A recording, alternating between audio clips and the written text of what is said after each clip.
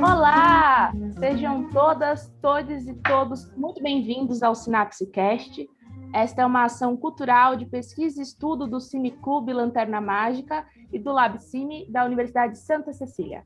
Hoje o nosso tema é a mulher no audiovisual e para bater esse papo tem aqui essa linda equipe, composta primeiro por mim, né? Eu sou a Vitória Felipe, gente, muito prazer a todo mundo. E temos o Luiz, dá um oizinho, Luiz. Prazer, eu sou o Luiz Fernando. A Ana. Oi, gente, tudo bem? E o Edu também compondo a nossa equipe. Oi, pessoal, tudo bom? Então está começando agora mais um episódio do SinapseCast. E não se esqueça de seguir a gente nas nossas redes sociais. Sigam a gente nas nossas redes sociais. Vocês podem nos encontrar no Instagram e no YouTube, seguindo @Cineclube Lanterna Mágica. Temos o Facebook também, www.facebook.com.br/cineclube.lanternamágica, e nosso blog também no site da Unisanta, unisanta.br/cineclube.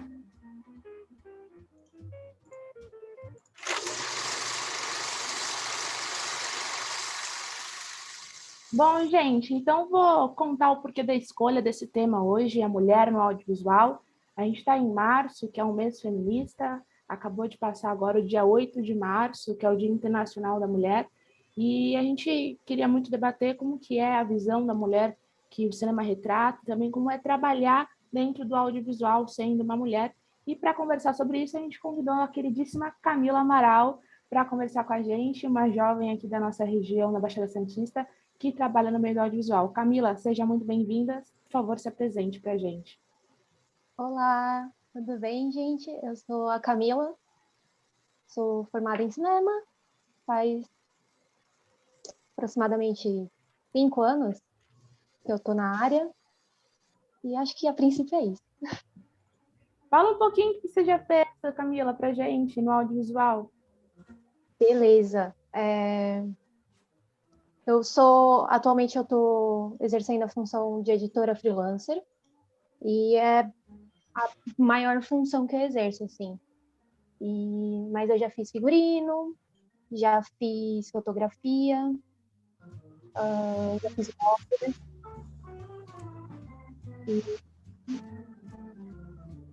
Acho que é isso. Já passou aí por algumas funções, né? Mas Já. então, eu queria que você contasse um pouco pra gente agora, como é que foi que você parou no cinema, assim? O que te chamou a atenção, o que te levou para a área do cinema e como que você caiu aí na maior função que você faz hoje em dia, que é de editora? Perfeito. Eu comecei no cinema muito cedo. Comecei com 17 anos, quando eu fiz o curso do Instituto de Desculpa pausar a coisa, mas a música tá muito alta. Oi, Camila.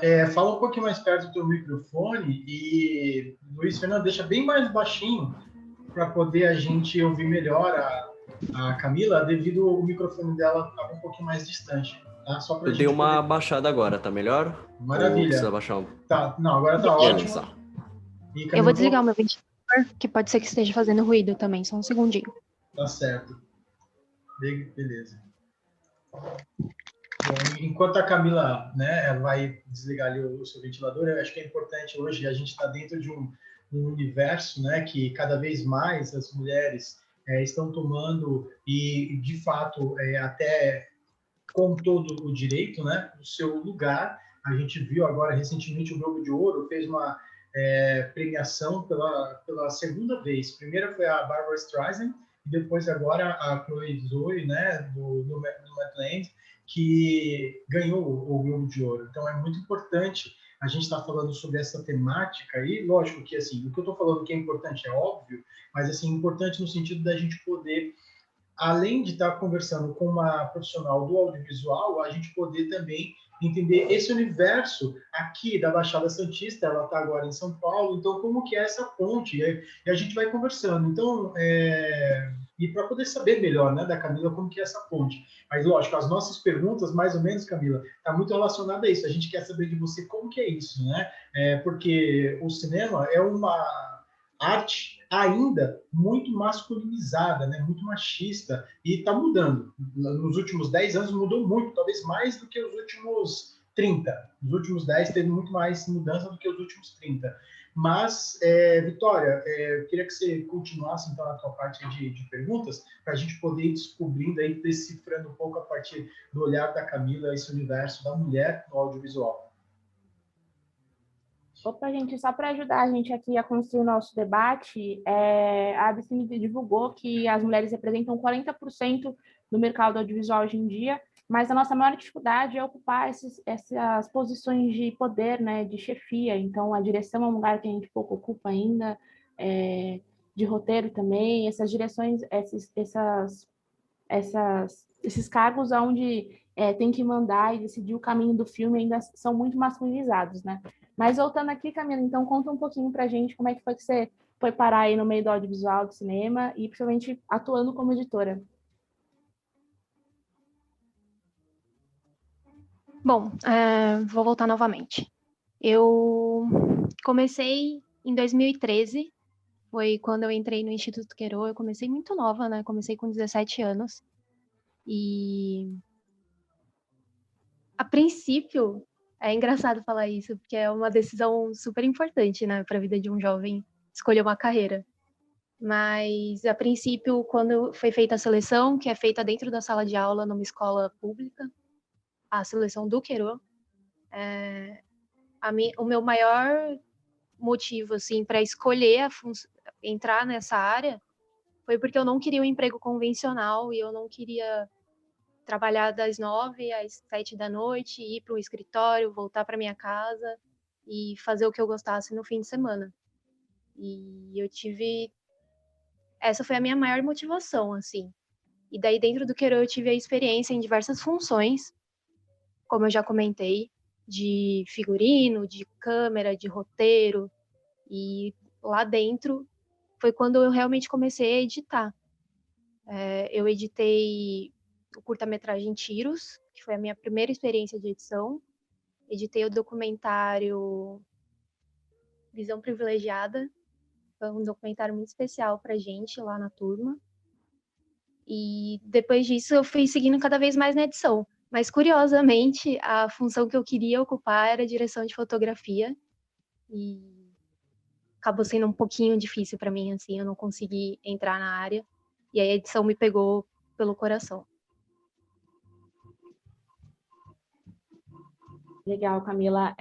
Eu já ouvi muito de que direção de fotografia é uma área mais ocupada por homens, porque tem que carregar a câmera e câmera é pesada, né? Então, para a gente ver como que esses pequenos machismos estão presentes no dia a dia do audiovisual. E aí a gente sabe que você, na sua carreira de editora, já trabalhou no Codzilla. Eu queria saber como é que foi para lá. A gente sabe que o Codzilla hoje representa um número gigante, né? De videoclipes bem-sucedidos e premiados. E acredito que tenha sido um marco para você trabalhar lá também.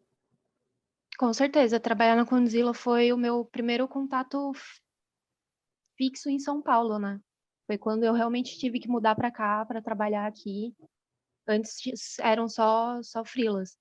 E, pô, é muito louco, assim, né? Porque você vai trabalhar numa produtora de funk e aí você não sabe o que você espera, né? Porque o funk tem essa visão que todo mundo tem de ser uma coisa mais machista mesmo. E, na real, quando eu entrei para substituir uma editora que estava saindo para virar diretora no canal de matérias que eles têm no portal Condzilla. E aí eu tomei o local dela, né? E foi super especial, assim, eu fui super bem acolhida, tive muita experiência, mas é complicado, né? Porque a gente vai editar clipe de funk, por exemplo, e mesmo a Condzilla tendo um cuidado com a objetificação da mulher, ainda assim tem um tom que eu tentava evitar, sabe? Não é uma coisa que eles pediram, mas que era minha.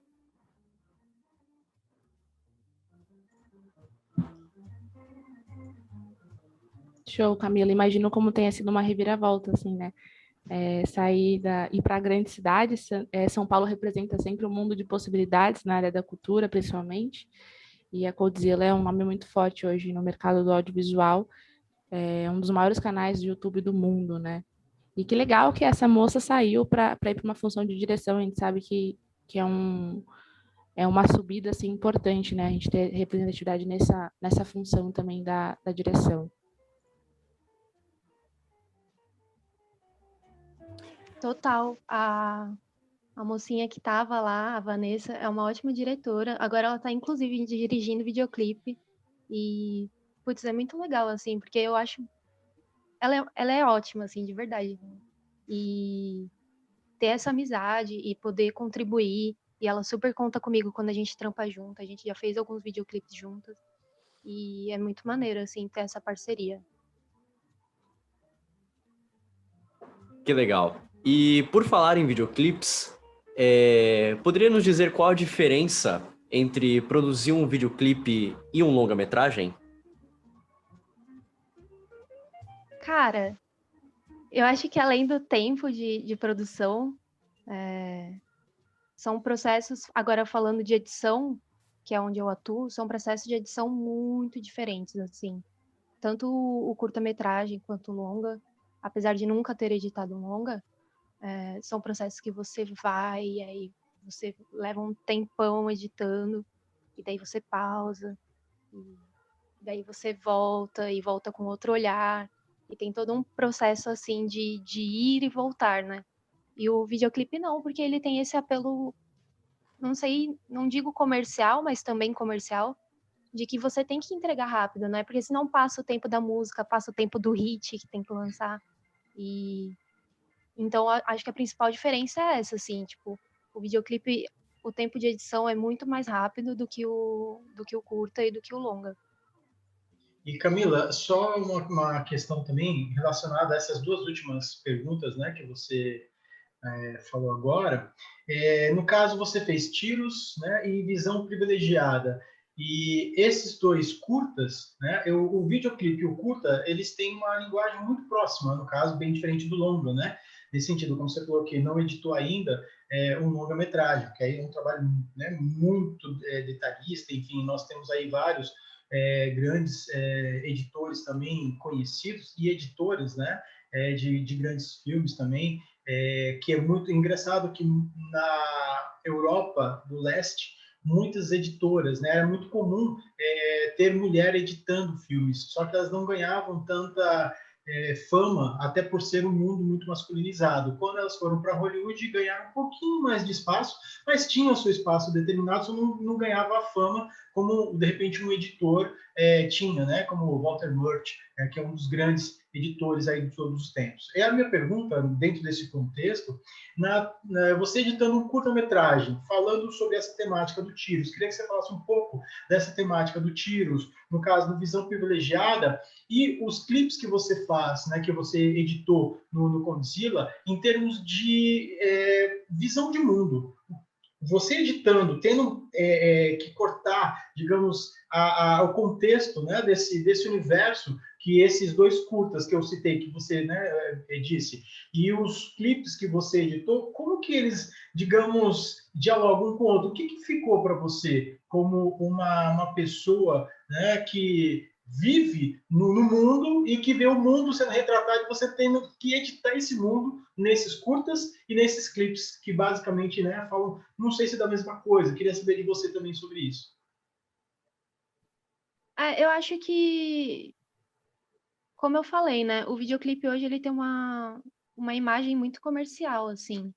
Por mais que existam videoclipes conceituais e, e seja uma coisa mais artística, num geral, os clipes que eu editei na Condzilla, eles tinham muito essa função de vender uma música e de vender um cantor e esse personagem. E os curtas-metragens, não, cara. É, eu sempre trabalhei muito próximo a esse tema de periferia, assim. Acho que é uma coisa que eu posso dizer que é igual nos dois trabalhos, assim, tanto nos videoclipes quanto nos documentários e no curta que eu fiz, eles são temas presentes, assim, mas são outros olhares.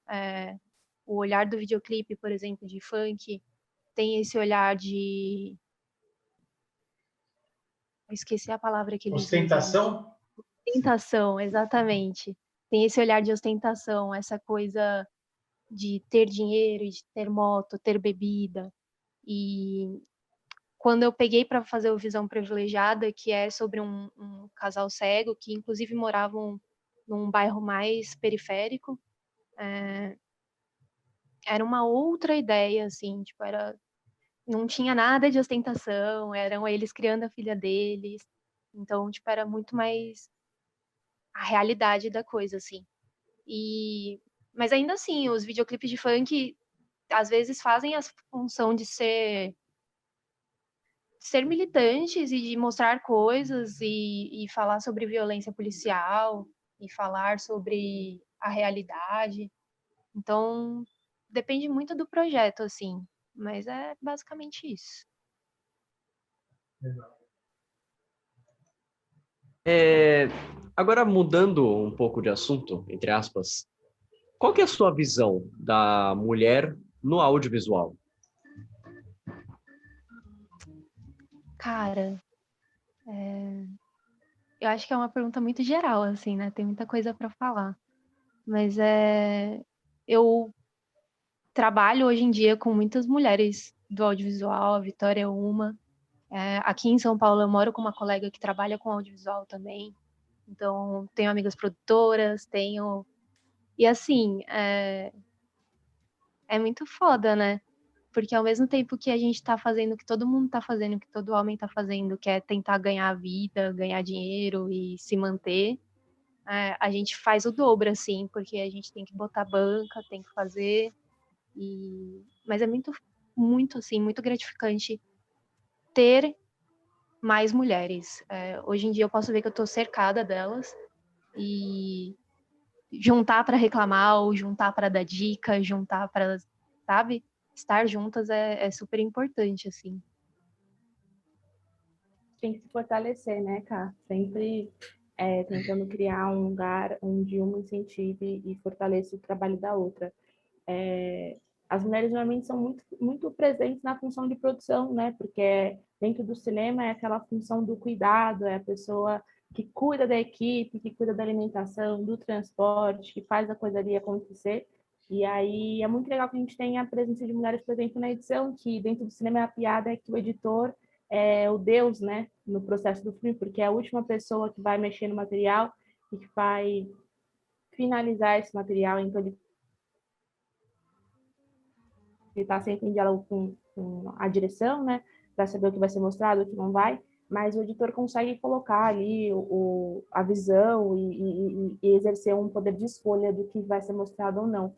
E aí, pensando como é para você essa decisão também, né, do seu trabalho, colocar a sua visão, como você falou lá atrás, do videoclipe, de você tentar evitar de mostrar as mulheres de forma pejorativa, né?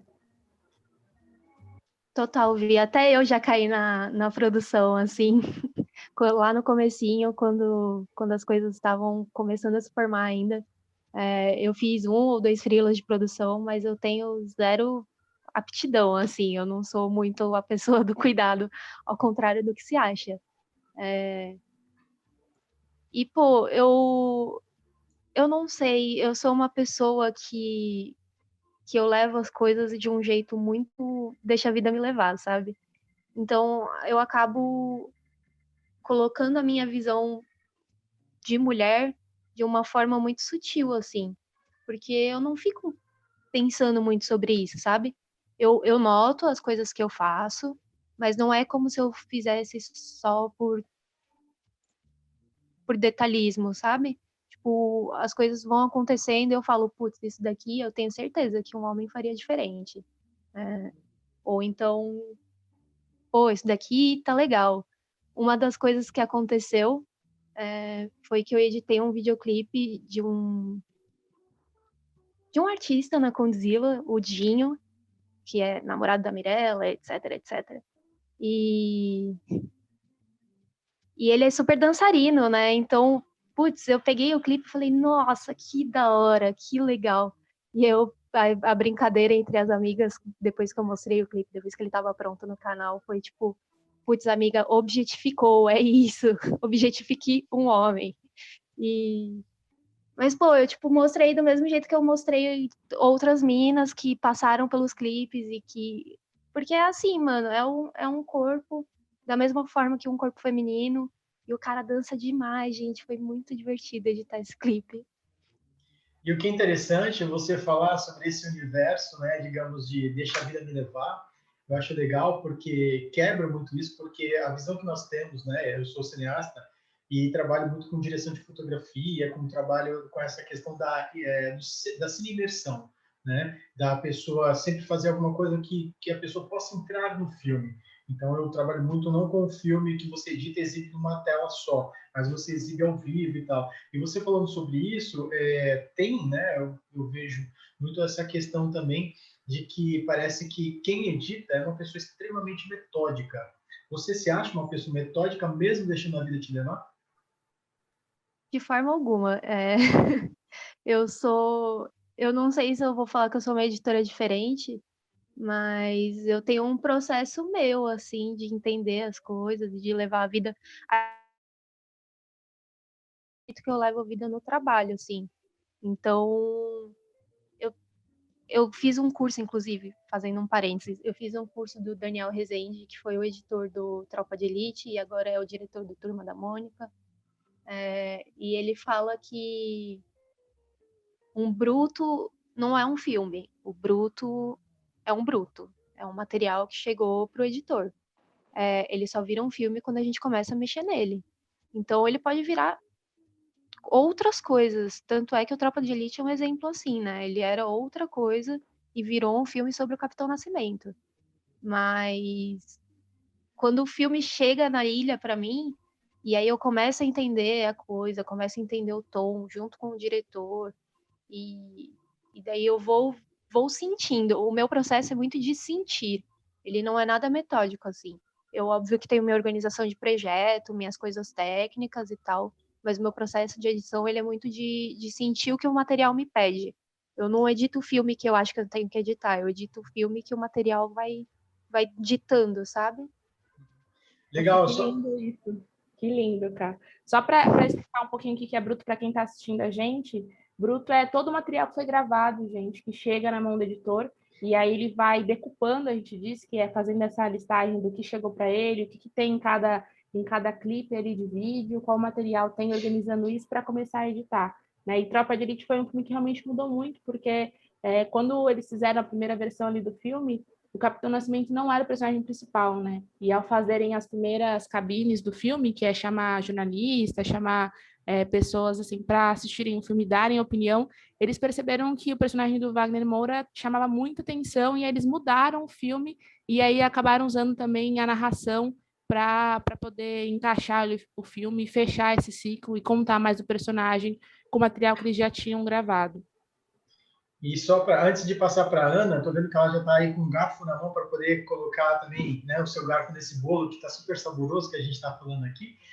Ana, antes de passar para você, só aproveitando que a Camila falou e a Vitória complementou, acho bem interessante essa questão do bruto. Na hora que a Camila falou de que quando chega, né, que o Rezende citou, de quando chega o filme, só o bruto, né, que chega o bruto, ainda não é o filme, me veio à memória aquela imagem, não sei se vocês já viram, ou quem está nos ouvindo também pode, de repente, buscar na internet, né, o homem que ele se auto-esculpe, né, no caso, assim, ou no caso, é um personagem, no caso ali é um homem, que pode ser uma mulher, pode ser, enfim, independente da estátua em si, mas o que é interessante é que ele está com dois instrumentos na mão, né, para poder talhar a si mesmo. Então é uma rocha e ele está se talhando ali, se formando. Então é muito interessante essa questão e é assim a gente na vida, né? Então o Synapse Cast ele tem essa pegada de falar dessas narrativas imersivas, porque quando você recebe um bruto como, digamos, a editora, né, no caso aqui é a Camila, e você vai elaborar isso, é interessante porque esse filme ele existe de alguma forma na mente do, digamos que o diretor, como Pedro Moldovan, né? Ele pensou e aí ele colocou no roteiro, então de alguma forma ele existe. Aí existe aí um roteiro técnico, ou existe um roteiro ali para edição, e aí a Camila, no caso, aí quando vai começar a editar esse bruto e dar forma àquela imagem que o diretor, que nem sempre o diretor está do lado do editor, mas pode ser que sim também, né? Enfim, então tem todo esse processo, é como se fosse esse talhar, né, dar forma a esse sonho. Quando é uma coisa muito técnica, muito comercial, é como a Camila citou. No caso, eu recebo aqui, ó, é isso que a gente quer, tal. E aí, no caso, como você falou da questão do dançarino, de ter objetificado ele, eu acho legal, né? Porque aí você meio que se vingou um pouquinho, mas foi uma vingança no sentido doce, né? Não no sentido vingativo amargo. Isso eu acho bem legal. E é muito sutil, né? Essa brincadeira, por exemplo, é muito sutil, assim, percebe quem conversa comigo, quem tá ali perto. Legal. Então, Camila, a gente estava falando das dificuldades que as mulheres têm nessa área de trabalho do audiovisual, que é muito difícil mesmo. E você já teve algum conflito, algum embate por ser mulher? Então, Ana, hoje em dia eu trabalho pouco com cinema e trabalho muito com audiovisual, publicidade, institucional e coisas assim. Então, geralmente eu sou contratada e aí tem um coordenador de pós, ou tem um cliente, ou tem um youtuber quando é alguma coisa para internet. E é muito comum, assim, as pessoas falarem com a gente, inclusive é uma coisa que eu estava conversando com a editora que também mora comigo, que às vezes o tom que as pessoas falam com a gente é como se a gente não soubesse mexer no programa, sabe? Às vezes eles explicam demais uma coisa, ou querem ser tão tão visuais, tipo, tem que fazer reunião para eu te mostrar isso, que senão você não vai entender. E aí você fica meio, é só falar, cara, eu tô aqui, eu faço isso há 5 anos já, eu vou entender, tá ligado? Mas é muito essa coisa sutil, assim, do jeito que fala. Tá saindo barulho da chuva, gente? Não? Não. Tá chovendo bastante agora. É muito sutil, assim, o jeito que fala, às vezes. Às vezes, eu sinto muito que os homens, principalmente, não percebem que fazem isso, sabe? Eles ou acham que estão sendo educados e preocupados, ou, sei lá, passa batido, assim. Mas é muito comum parecer que a gente não sabe fazer o nosso trabalho, sabe?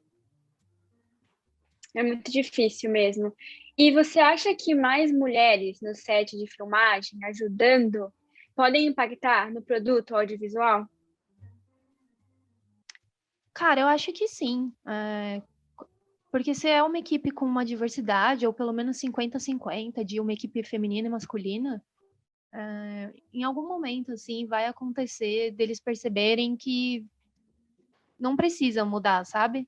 Tipo, não tem que falar de um jeito especial, não tem que tentar ser mais explicativo. Eu, por exemplo, sou uma pessoa que eu costumo me impor, assim, quando... Ou minimamente demonstrar que tô incomodada, sabe? E eu acho que se acabar todas as mulheres, tipo, pô, isso não é legal, cara. E for cada vez mais, em algum momento vai mudar, assim, tipo, não é possível, sabe? A não ser que seja de propósito. Aí, se for de propósito, eu simplesmente falo, olha, não posso fazer nada por você e eu deixo passar, porque senão é perder uma energia também que eu posso estar dedicando ao meu trabalho e que eu posso estar dedicando ao filme, ao resultado. Então, é isso. Legal, Camila. Eu tenho duas questões para você. A primeira é a seguinte, assim, como o mercado audiovisual pode melhorar para ser mais acolhedor, inclusivo, já que você também vem, né, digamos, de uma formação do Instituto Quero, que trabalha muito isso, e o que de repente ficou para você, né, dessa experiência? Você já falou algumas coisas, até bastante, né, mas no sentido do mercado, né, como que ele pode ser melhorado aí para poder ser mais acolhedor e inclusivo? Cara, eu acho que o mercado audiovisual é muito indicação, né? E, de certa forma, eu sei que indicação é um modo ruim de acolher novas pessoas no mercado, mas, de certa forma, a gente acaba optando por indicação porque a gente precisa de pessoas que sejam confiáveis, que vão fazer o trabalho de um jeito certo e que vão entregar o trabalho. Então, mas se tratando de ser mulher, às vezes você é indicada e a galera deixa passar, assim, porque acha que. Eu não sei, na real, o que eles acham, mas deixa passar porque acha que vai ser menos efetivo, sabe? Vai cumprir menos o trabalho. Então, eu acho que é isso, assim. Se você receber indicação de uma mina e se a pessoa falou, pô, ela faz o trampo super direitinho, dá uma chance, sabe? Acho que o que pode ser feito é exatamente isso, assim, dar uma chance e ir vendo o que acontece. Porque todo mundo sabe, todas as meninas sabem que a gente é super prestativo, assim, que a gente super tem vontade de fazer. E, mano, a gente só precisa de uma chance. É isso aí. Mais oportunidades de trabalho, né, Camila? Acho legal também falar que nas universidades de cinema, no curso de cinema, a gente já começa a ver desde lá da aula, né, na hora de escolher entre os filmes que vão fazer para aprender quem é que vai ficar na direção, quem não vai. Às vezes tem sempre um professor ali que você vê que, mesmo que inconsciente, está ali reforçando o machismo, enfim. A gente precisa buscar que essas ações de dar oportunidade para as mulheres aconteça desde o início da cadeia, lá no curso, até o final da cadeia, na hora de conseguir um emprego, enfim. Legal. Para você, Camila, dentro de tudo isso que você já colocou para a gente até agora, né? Assim, o que o audiovisual traz para a luta das mulheres, assim, em termos até não só, digamos, a luta das mulheres no sentido do que a gente está vendo hoje, né? Em termos desse aumento do feminicídio, ou pelo menos mais visibilidade, né? Talvez ele já foi até maior em outras épocas, mas hoje a gente fica sabendo mais, as redes sociais ajudam mais nesse sentido, mas sim, num sentido amplo mesmo, né? Como a gente vê o sucesso da Mulher Maravilha, a Capitã Marvel, dentro de todo esse universo que o cinema nos coloca, a gente tem uma série super famosa, talvez a série mais famosa da atualidade é The Crown, né? Que está centrado no universo de uma mulher, né, que é atacada de todos os lados, ela se defende, e tem coisas que ela faz que às vezes, né, você acaba condenando, mas e se fosse um homem, como a gente ia condenar? Enfim, então assim, como que o audiovisual, porque eu dei exemplo, né, de cinema do mainstream, né, ou seja, Netflix, Marvel, enfim, DC, né, então porque acaba atingindo mais pessoas, mas aí como você diz também, o audiovisual que você acaba tendo mais contato no dia a dia também, acaba sendo no YouTubers, a publicidade, e a gente vê uma enxurrada, há uma modificação. Como que você vê isso, né? Então, em termos de luta, nesse audiovisual mais geral, assim, não só do mainstream, como eu citei aqui. Cara, eu acho que para além do lance da representatividade, assim, da gente poder ver coisas, mulheres fazendo coisas diferentes, que na real não são diferentes, mas fazendo coisas que elas não são permitidas fazer,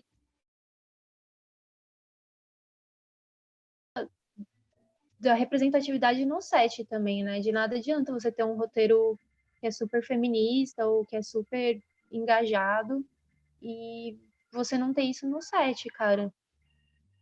Tanto para publicidade, assim, quanto para canais de YouTube.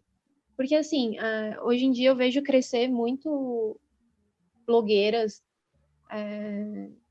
fitness e blogueiras de estética, e de forma alguma, longe de mim criticar isso. Eu acho incrível e eu acho que tem que ser feito, porque a gente, além de ser competente, a gente é linda e é isso. Mas é interessante também ver outros assuntos, sabe? Tipo a Nathalie Neri, que é uma blogueira que fala, que influenciou, e eu já vi ela postando, que influenciou várias pessoas, vários jovens de ensino médio a fazer ciência social, por exemplo, e que falam de assuntos que são polêmicos e que têm que ser falados. perdi a linha de pensamento, gente, desculpa. Não, tranquilo. O que eu acho interessante, assim, que dentro de toda a sua trajetória, né, desse processo, você colocou aí desses 5 anos que você já está trabalhando diretamente aí com a edição, você teve processo também, pelo menos, aí você me corrige se eu estiver errado, né, pelo que a Vitória colocou para a gente também, pelo que eu lembro, enfim, eu estou lembrando, talvez eu possa estar errado, mas eu acho interessante, assim, você deu aula também de audiovisual junto de um projeto, né, do próprio Oficinas Queiro, que vai até as escolas, e onde os jovens que aprenderam, né, sobre o audiovisual, o cinema, ensinam outros jovens também. E nesse aspecto que você traz, e que você tem que juntar peças, mesmo que às vezes dentro de um comando de alguém que está ali, enfim, de alguém que cuida da pós, né, ou do próprio diretor, enfim, independente de ter alguém no comando ou não, para poder te falar, olha, assim que a gente quer e tal, mas enfim, dá a tua linha também. Como que foi? Só para a gente mais ou menos já estamos terminando, né, porque nosso tempo já está dentro do que a gente tinha planejado do podcast, e queria saber de você sobre um pouco dessa experiência, né? Essa tua trajetória também, no momento que você estava ali ensinando jovens, queria saber de você, você mais ensinou, você acredita assim, que você mais ensinou o que você aprendeu, ou você mais aprendeu o que estava ensinando? Não sei se você entendeu aí o que eu quis, né? Tipo, meio que brincar com essa coisa, porque você aprendeu algo, muita coisa nas oficinas Queiro, né? E quando você estava ensinando jovens, você tinha que editar, né, os seus pensamentos também. Então, é mais nesses aspectos que eu acho muito interessante isso que você colocou, né? Até agora você citou, né? Nós mulheres somos lindas, tal. Eu acho que é muito isso, né? Falta para alguns pais falarem isso para suas filhas e elas terem essa sua identificação, como a gente viu no caso a Maju Coutinho assumindo o jornal, né, hoje, e uma criança se apontando na televisão. Então, assim, quebrar essa questão estrutural, né? Enfim, e aí uma jovem ensinando cinema para outro jovem, é mais nesse aspecto também. Como que você vê isso, assim? Como que foi esse momento para você? O projeto Queiro na Escola, apesar de eu não ter falado nele no início, a gente vai passando o tempo no audiovisual e vai esquecendo as coisas que faz, né? Mas ele é super o meu xodó, assim, eu adoro ter trabalhado e ter tido esse contato. Inclusive, algum dia quero voltar para arte e educação, assim, porque é muito especial, gente. Se um dia vocês puderem passar o conhecimento de alguma forma para crianças de periferia, é muito legal, assim. Porque e agora, respondendo a sua pergunta, é uma via de mão dupla, né? A gente chega lá, todo pomposo, cheio de equipamento, câmera, lente, boom. E aí o olhinho deles brilham, assim, tipo, nossa, que maneiro! Eles ficam super, quero fazer isso. Mas isso é só no último dia, o contato que a gente tem com eles é muito rápido, que a gente teve, eu não sei se mudou agora, mas eram 3 dias. O primeiro dia era uma sensibilização, então a gente fazia dinâmicas, quebrava o gelo, conhecia as salas, e aí num segundo dia a gente fazia o roteiro, então tinha toda uma explicação de estrutura de roteiro. Óbvio que não é uma coisa complexa, até porque eram alunos de 13 anos, mas a gente ensinava estrutura de roteiro, o que, como, quando, onde, por quê. E a gente tentava trazer isso para a realidade deles para ser uma coisa possível de gravar também. E aí no terceiro dia a gravação, que era esse momento em que eles surtavam, assim, por causa de equipamento. E eu fazia muito essa função de ensinar a parte técnica de câmera, e na parte onde a gente falava sobre as funções, eu falava de edição também, falava mais ou menos como rolava, como funcionava a claquete. E aí, quando você ia ver no final, tinham 5 pessoas querendo fazer a função de claquete, que é uma coisa super simples, assim, mas que para eles, não, é super legal, eu vou aparecer aqui, vou bater a claquete. E...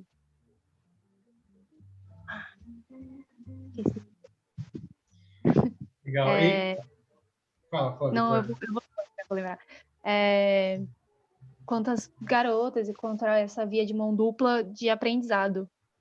Muito mais do que eu ensinava para eles, assim, eu acho que além de ensinar audiovisual para eles, eu ensinava meio que a enxergar que tinha coisas super legais no dia a dia deles, sabe?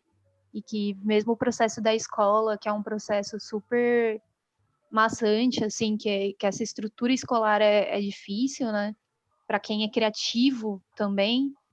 E daí a gente trocava essa ideia, assim, o contato audiovisual que a gente tinha com eles era muito pouco. Mas a gente tentava meio que guiar nisso, assim, de falar que talvez você não se dê bem na escola, agora, nessas matérias de matemática, mas tem outras coisas ali fora, e tem um cinema que pode te acolher, e tem outras coisas que você pode fazer, talvez pintar um quadro, e vinha muito isso deles, assim, tipo, essa empolgação, esse brilho no olho. Acho que era o que eu mais aprendia com eles. Legal. E, bom, a gente, infelizmente, chegamos ao final do SynapseCast. Queria passar para você, para suas palavras finais aí, o que você queira falar, coisas que, de repente, a gente não perguntou, mas que você, de repente, como essa agora, né, que, de repente, a gente acabou não te perguntando, você acabou não falando no começo, a gente foi mais para essa questão também, né, do nosso foco hoje, que é a mulher no audiovisual, você aqui representando muito bem todo esse universo de que hoje está sendo ocupado cada vez mais, e que bom que está sendo assim, porque todos ganham com isso, né? E, enfim, queria saber de você, suas palavras finais, o que você, de repente, quer falar que a gente não perguntou, enfim. Eu quero agradecer e dizer que passou super rapidinho, apesar de eu ter ficado tímida no início. Quem estiver ouvindo, que quiser me procurar, eu tô pelo Instagram, tô pelo Facebook, podem vir trocar ideia comigo. Vocês, gostaria de manter contato para a gente conversar depois também. E, cara, sobre o assunto de hoje, eu acho que digo mulheres, mas é claro que serve para todos, né? Tem que meter a cara, ser cara de pau, pedir uma chance, comentar com os amigos, falar, me indica lá, manda jobs, para a gente dominar aí o que a gente quiser e poder fazer de melhor. Legal. Então, aproveitando aí que você falou das suas redes sociais, fala para a gente qual é, para quem está ouvindo, de repente poder seguir, conhecer o teu trabalho, poder te acompanhar, que acho que isso é super importante, né? Não só para você, mas para tantas outras mulheres, porque você acaba, de repente, sendo exemplo para algumas, né? E, de repente, essas outras para outras, e aí a gente vai formando uma rede, como já está, né, acontecendo. Fala para a gente. Com certeza. No Facebook eu tô Camila Amaral Xavier, que é o meu nome completo. E no Instagram é @cmlamaral. Peço só que eu tenho o Instagram fechado, mande uma mensaginha lá, fala que me ouviu e a gente troca uma ideia, e daí fica mais fácil identificar. Legal. Então, te agradeço também. Nós temos aí outros integrantes da equipe, né, que participam, como a Shadia Becker, o Ronaldo Júnior também, que fazem parte aí fazem parte da produção, né, do SynapseCast. E é isso. Eu agradeço mais uma vez a você, Camila, a todas as mulheres. Para mim, eu não preciso, acho que é meio que chover no molhado falar da importância, mas a gente tem que falar, infelizmente, né? A gente tem que chover no molhado, porque parece que às vezes tem gente que não entende isso, né? Na misoginia, enfim, seja até de um presidente da República extremamente misógino, como a gente tem atualmente, né?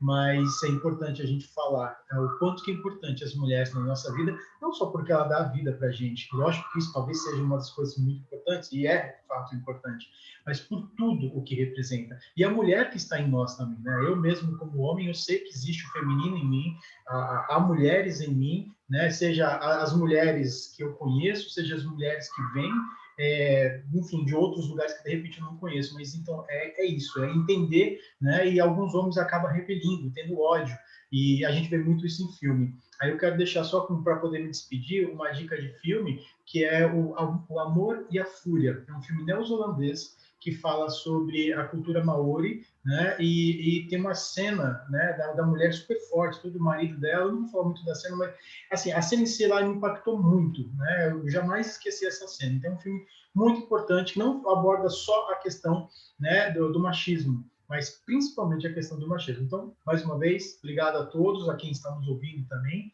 Volte sempre, Camila. É isso, pessoal. Gente, obrigada, Cá. Desejei boa sorte na carreira. Para todo mundo que está nos assistindo, obrigada por ter ficado com a gente até aqui. Para as meninas que nos assistem, acreditem no seu sonho, gente. Corram atrás e até a Mais uma vez, muito obrigado por ter assistido mais um pedaço do nosso podcast. E não esqueçam de nos seguir nas nossas redes sociais. Mais uma vez, repetindo elas, nós estamos no Instagram e no YouTube como @Cineclube Lanterna Mágica. No Facebook estamos como cineclube.lanternamágica e temos um blog também no site da Unisanta, em que você pode acessar direto no www.unisanta.com.br/cineclube.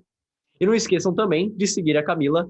E mais uma vez, obrigado por estar nos acompanhando aqui hoje, Camila.